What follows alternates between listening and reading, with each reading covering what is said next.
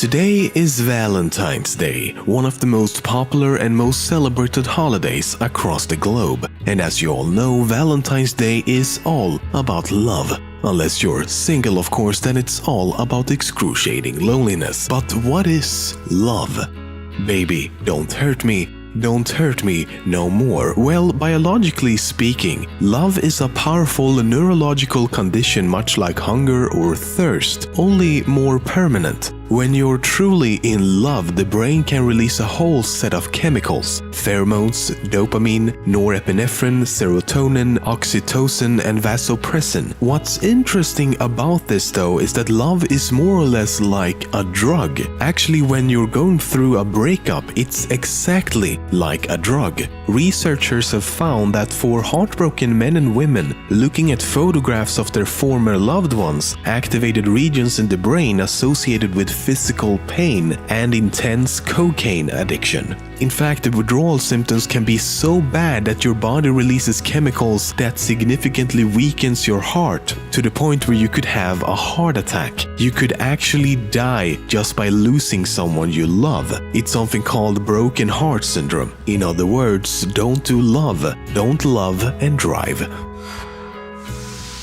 Why do we use this shape to illustrate the heart and love? Actually, why do we use the heart as a representation of love at all? We're not exactly sure why. As far as historians can tell, the very first known depiction of a real heart as a symbol of love dates back to the middle of the 13th century. The use of the heart shape as a metaphor for the heart grew in popularity during the 15th and 16th century. For example, this symbol of Lutheranism was designed in 1530. And this painting is from 1486, illustrating the crucifixion of Jesus Christ. Some believe that the heart shape was inspired by leaves, or it might have been one of the many heart-shaped flowers. If you're in a relationship right now, try looking each other in the eye for 3 whole minutes. Also make sure you have some type of heart rate monitor to observe both of your heart rates. Now, something strange should happen.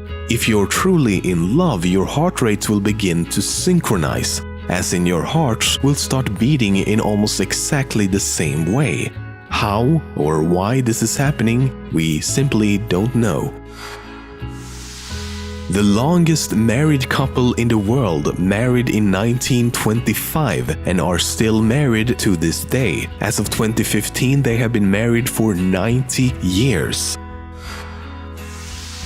If you've ever been in love, you might have felt that it's almost difficult to concentrate on other things. Your mind is so filled with thought of this new love interest, you can't stop thinking about them. It's almost obsessive. Well, this isn't so strange, as your brain will have very similar activity to a person with obsessive-compulsive disorder. It has actually been proven that in the early stages of a new romantic relationship, people have reduced cognitive control. In other words, you're so consumed by thoughts and feelings of this new person that you become stupid.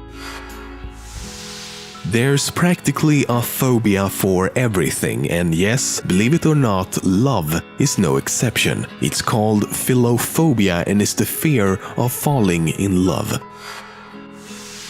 You know, I think most of us would like to think that the saying bros before hoes holds true in real life. But yet again, science creeps up behind us, stabs us in the back and silently whispers, "No fucking way." Purely statistically speaking, falling in love comes at the cost of losing at least 2 of your close friends. Romantic partners usually absorb time that would otherwise be spent with friends, and thus friendships have a tendency to slowly fade away. Motherfucking science, bitch.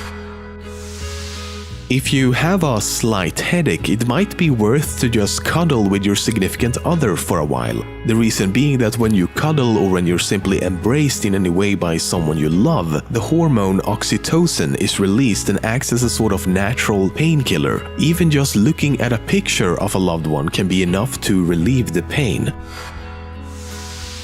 Love is complicated. You can love your family just as much as you can love a good meal, a pet, a friend, a hobby, and of course, a significant other, like on Valentine's Day. This diversity of uses and meanings combined with the complexity of the feelings involved makes love unusually difficult to consistently define compared to other emotional states. Ancient Greeks identified love in a much more organized fashion. They actually used different words to describe different forms of love. For example, love for your family, love between friends, romantic love, and divine or unconditional love. The very first step to finding true romantic love is attraction. You need to be attracted to the person before you can love them. And while attractiveness is of course relative to the situation and the individual in question, there's a few common patterns on how most of us assess attractiveness and who we ultimately choose to establish a romantic relationship with. One key point that researchers have found is symmetry. The more symmetrical your body is, specifically your face, the more attractive you are. The general idea is that good symmetry shows that an individual is healthy and will produce healthy offsprings. And while the face proved to be a lot more important than the body, some big factors were hips and shoulders. Women with a waist significantly slimmer than the hips are the most desirable to men, and while the same to a lesser extent is true for men, it's more important to have broad shoulders. Another interesting thing is that love and attractiveness activates completely different regions of the brain. Feelings of romantic love activate regions on the right side of the brain, while looking at someone you find attractive activates the left side. But most important of all, you should not be too much alike or too different, and it seems to apply to all levels: genetics, behavior, appearance, and even what you smell like. The idea is that couples who have found a balance between not being identical and not too different are able to learn from each other while also having enough similarities to relate to one another.